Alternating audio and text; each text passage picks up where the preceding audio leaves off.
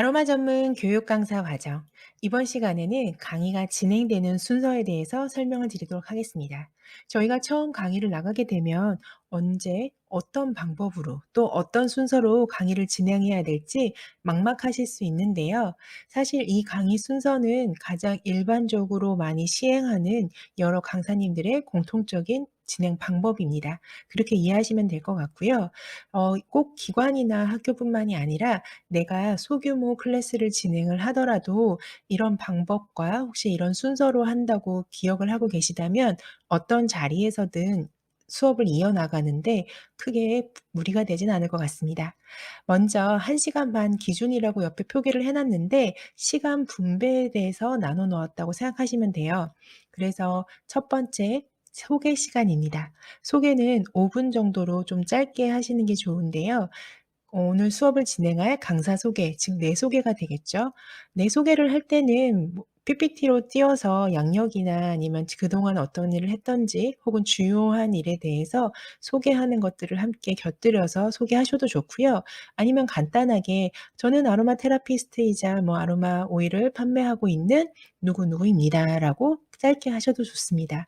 또한 오늘의 주제 소개를 하시고요. 또 이 수업을 진행하는 데 있어서 꼭 명심해야 될 주의할 점도 안내해 주시면 좋습니다. 우리가 아로마 테라피 수업을 할 때 가장 크게 문제되는 점은 한꺼번에 맡지 않았던 냄새들을 맡다 보면 가끔 두통을 호소한다거나 아니면 좀 힘들어하시는 분들이 계실 수 있는데 그런 분들을 위해서 안내를 해 준다고 생각하시면 되고요. 또 그 부분뿐만 아니라 오늘 수업을 할 때 불을 사용한다거나 아니면 그런 내용에 대해서 미리 공지해야 될 점이 있다면 이 시간에 안내해 주시면 좋습니다. 물론 길지 않고 간단하게요.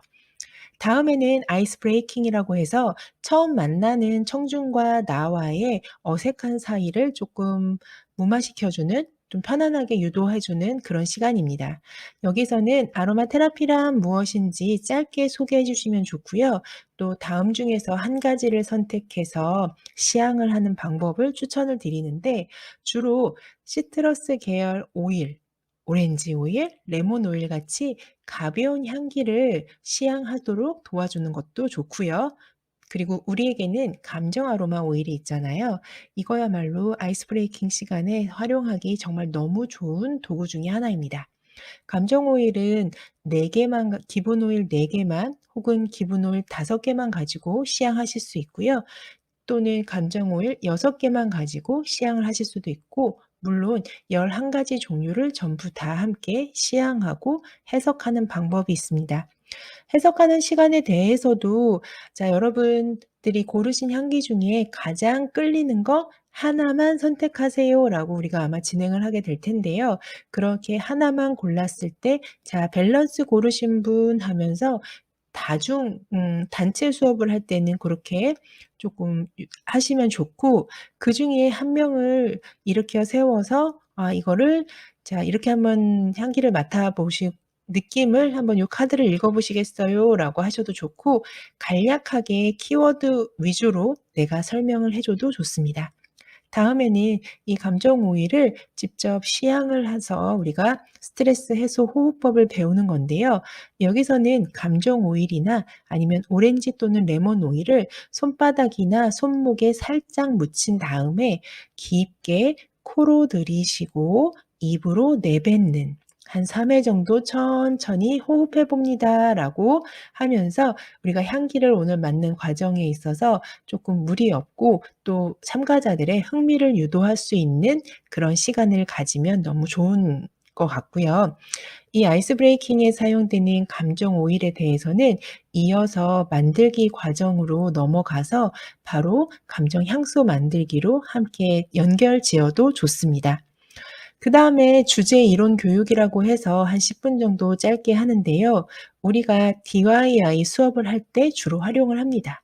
자 DIY 수업을 할 때는 오늘 만들 주제에 따라서 뭐 어떤 제품에 따라서 경피독에 대해서 설명을 할 수도 있고요.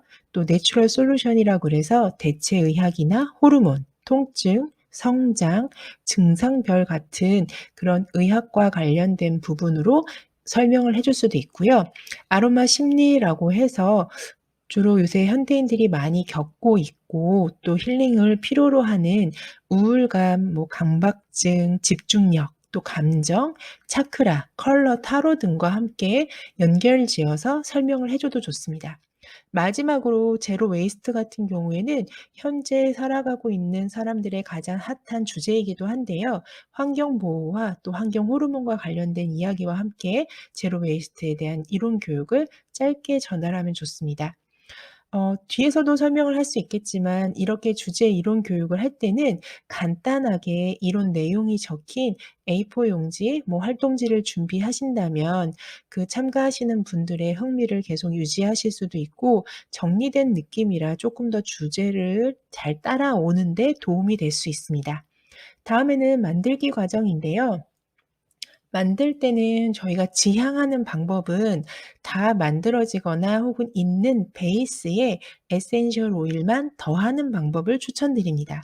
물론 처음부터 새롭게 첨가물부터 뭐 워터류 또 오일류들을 섞어서 새롭게 만드는 방법도 있겠지만 우리는 전문 교육 강사잖아요. 가능하면 에센셜 오일의 시향이나 효능 위주로 설명을 해 주시는 거를 추천을 드립니다. 그래서 만들기 과정은 간단하게 끝나는 것이 오히려 뒤에 이어질 활동이라든지 참가자들의 만족도를 높일 수 있습니다. 또 하나 가장 중요하게 생각하는 점은요. 이렇게 진행을 했을 때 준비하는 강사인 내가 준비물이 현저히 줄어들어서 매우 간단하게 수업을 준비할 수 있어서 여러 강의를 다닐 수 있는 또 그 힘이 되거나 불편함이 줄어들게 됩니다. 그래서 그걸 추천을 드리는데요. 그러기 위해서는 정해진 에센셜 오일, 레시피에 맞는 에센셜 오일을 간단하게 시향을 하면서 전체적으로 함께 냄새 맡아도 보고 또 효능도 들어보고 그렇게 하시면 좋은데 효능을 이야기하실 때는 길게는 3 가지 정도, 짧게는 1-2 가지로 조금 끊어서 말씀하시는 게 좋고요. 또 만드는 방법을 간단하게 소개를 하고 혹은 우리가 만드는 시간이 쪼끔 길 경우에는 내가 먼저 앞에서 시연한 뒤에 나머지 참가자들이 따라하실 수 있도록 고렇게 2 번의 과정을 나눠서 진행하신다면 시간 활용에도 좀 효과적일 수 있습니다. 그래서 제품을 만들어 보고요.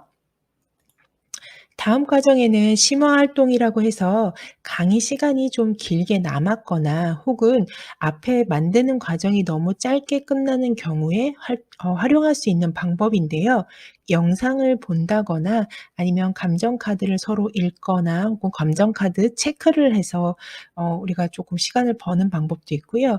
그림 그리기든지 명상, 체조, 마사지, 활동지 등을 활용을 하는 방법이 가장 무난한 방법 중에 하나입니다. 심화 활동 시간에는요. 주로 어떤 강의 주제에 맞춰서 나머지 활동을 할 수 있는 걸 준비해 주시면 좋은데요.